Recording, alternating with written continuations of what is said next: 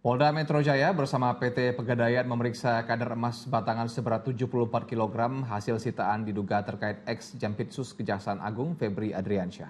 Selain emas batangan, mata uang dolar Singapura dan dolar Amerika Serikat juga akan diuji keasliannya sebelum barang bukti diserahkan ke Kejaksaan Agung. Meski penanganan perkara dugaan korupsi dan tindak pidana pencucian uang yang menyeret mantan Jampitsus Febri Adriansyah diambil alih oleh Kejaksaan Agung, Polda Metro Jaya terlebih dahulu menguji sejumlah barang bukti yang disita.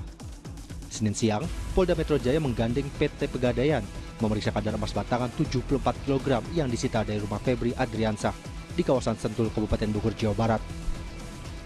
Pengujian dilakukan secara tertutup dan dihadiri pihak Kejaksaan Agung.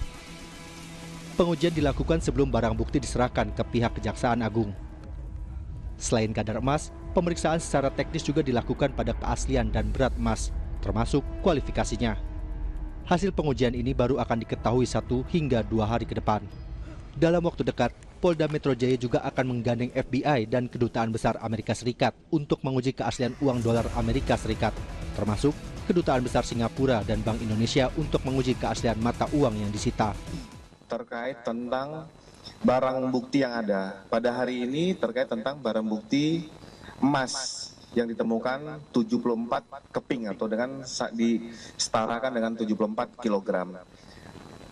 Makanya nanti proses terkait tentang penyerahan dan tindak lanjut penanganan perkara sehingga penyerahan barang bukti ini akan dilakukan uji lab dari Pegadaian. Nanti kami menunggu koordinasi secara langsung kapan dilaksanakan.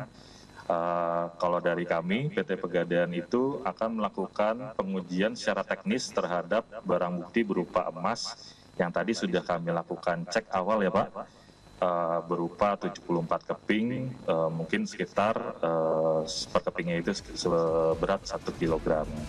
Barang bukti sitaan ini merupakan hasil dari penggeledahan di sejumlah lokasi terkait kasus dugaan korupsi dan tindak pidana pencucian uang dalam perkara pengadaan batu bara yang memicu pemadaman listrik atau blackout, korupsi PT Asabri, dan penyelesaian utang PT CBS kepada anak perusahaan Krakatau Steel.